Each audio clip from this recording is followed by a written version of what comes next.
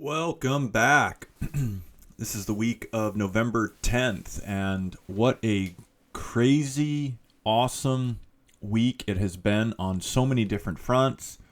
Obviously, last week we had the presidential election with Donald J. Trump winning the election, and obviously the markets were very happy to see that. The markets added $1.6 trillion in one day post his confirmation of winning the election. That is the largest one day gain ever overall, $1.6 trillion. Obviously, I received a very small portion of that. And if you see, my net worth remains basically the same per my last update a week ago. So what happened? Well, what happened is I transferred the remaining $9,000. Let's see here, $9,192.75 from my earn account where I was earning 4.75% interest per year, which was giving me $50, $60, $70 a month, which is just pretty pathetic, unfortunately. I transferred that to pay off my auto payment, so I no longer have any funds in the earn account. Sorry, it was 4.25%. So there's just not a lot of return in that. So I got rid of that, and I transferred that to my checking account so that I can pay off my vehicle. So it doesn't look like I had an increase, but I did, because my net worth, it still shows 250. Last week it was 250, I think 400 and something. So actually I've gone up in 1 week, and this is the largest increase I've had ever, $9,095.96. That is a 1 week gain. Absolutely amazing. I mean, I've had four digits before, 1,000, 2,000. I think my highest was 2,500, but I've never had nearly a $10,000 weekly gain. So you can see in the chart here, just look at the past couple of days. Here, if we're getting towards the end of October, shows 967,000. But that was the first time I removed the first 9,000 from my interest account to make a large payment to pay down my vehicle. And then it slowly kind of remained around 250, 254, 250. This is getting very close to the election. And then it popped up to just about 259, 260. There we go, 260, right? And then I pulled out the 9,000 and change, so it dropped it back down. And then I think the market today was a little bit down. So nonetheless, I had a pretty big increase. I wanted just to go through my portfolio real quick. I'm going to use year to date on the First Dividends portfolio just so you can see where my stocks are, ETFs for the year. I did put a small amount into SoundHound AI. That's a AI stock that I purchased around, is it $4 and change? Where am I at? $4.87. It's now at $7.56. So it's a pretty good return so far. I just didn't put enough in it. It's one of those stocks that I just kind of call like a gamble a little bit, where there's a potential to do well. But again, I haven't invested a whole lot into it because of that. I'm going to see where that goes because it is an AI stock and whatnot, but that's leading the way at 79% year to date, and most of that movement's been within the past month. Let's go down to pretty much my biggest holding, which I think is SCHD. 17% year to date. I mean, that's just kicking butt. What an awesome stock. And I mean, all my picks are doing well. Let's see. Well, I got a couple that are kind of dogs. Nonetheless, the biggest dog I have is down 7.5%, and it's upside down $112. So that is nothing to be upset about collectively. If I add these four kind of losers on the year, I'm down a total of maybe $200. In a $115,000 account, it's down on just these four $200, and it's up. This account is up 20%, 20.5%. This folder. So I want to head into my IRA account so you can take a look at this year to date and see how this account is doing. So year to date, this is up 18.62%. And I'm going to do the same thing here.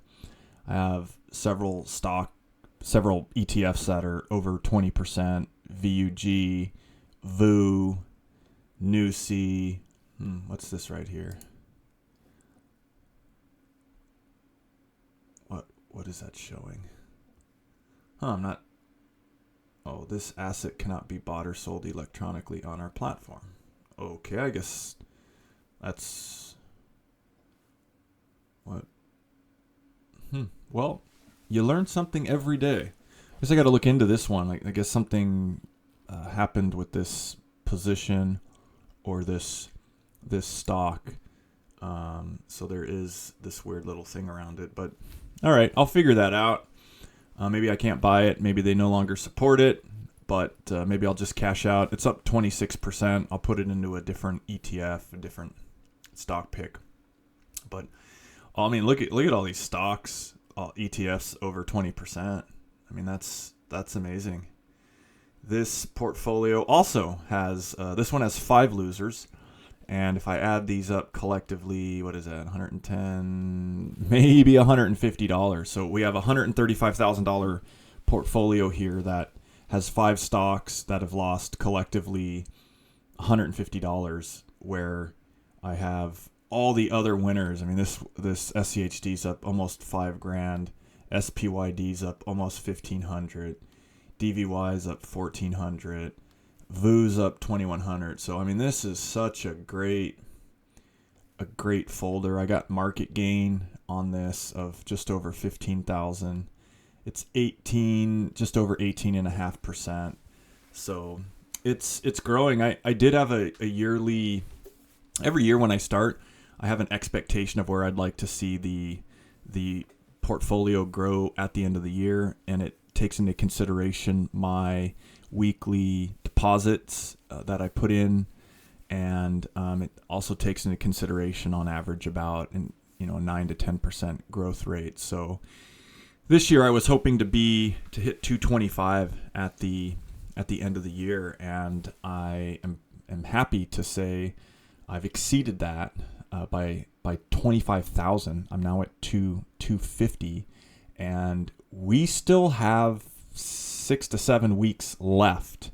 So I think there's still more upside this year, and I think the next 4 years there's going to be more upside. The stocks, it's like a little bit of a roller coaster, but they always trend higher.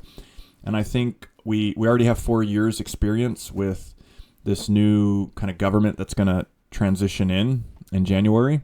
And we know what that means. It means lower taxes, smaller government, people are going to take home more money, people are going to have more confidence in the economy. And this is just neutral. I'm not left, I'm not right, I'm not, any of that. I'm just saying, just generally speaking, kind of objectively looking at this, it's going to be better overall for people that are invested in business and the market if taxes are reduced from 39% to 21%. I've even seen some articles that say it could even go to 15% if certain businesses meet certain requirements. So, I mean, that's going to be huge for growth. That's why crypto is going crazy right now, because this new administration is looking at other ways to grow and advance with the technology and just kind of change with the times, whether it's through technology, AI technology, digital technology, etc.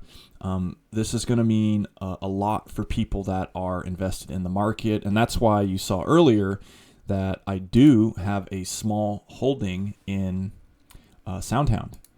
Again, it is just over 400 shares. I'm not going to purchase anymore.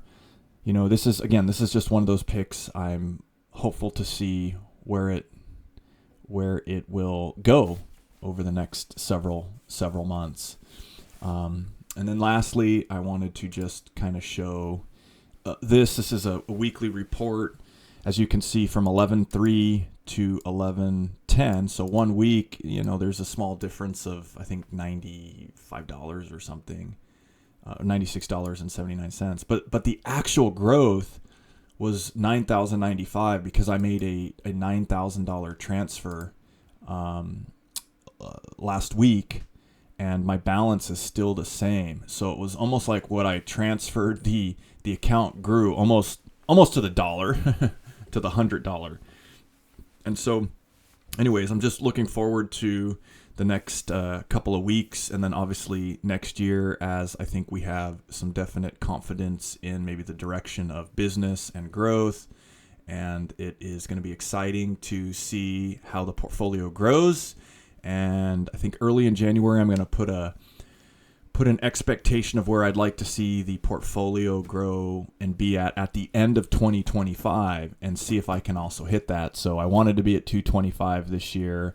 I had better growth than expected. Obviously, I was expecting about 9 to 10. Both my portfolios are closer to 18%. So I almost doubled what I was expecting.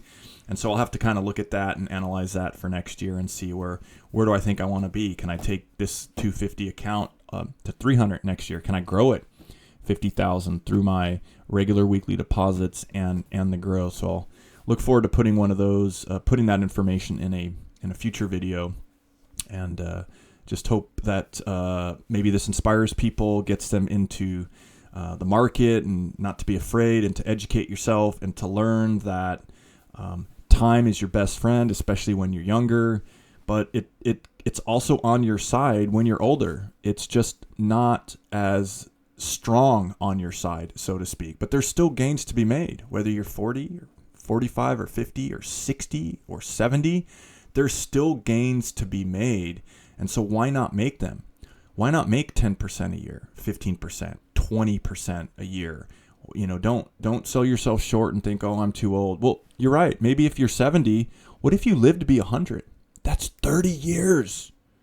That's what people, when they start working at 20 or 25, and they start investing in a 401k or an IRA, they go, hey, in 30 years, I'll be a millionaire. But you could be that when you're 70 if you live to be 100 years old, or 90 or 95.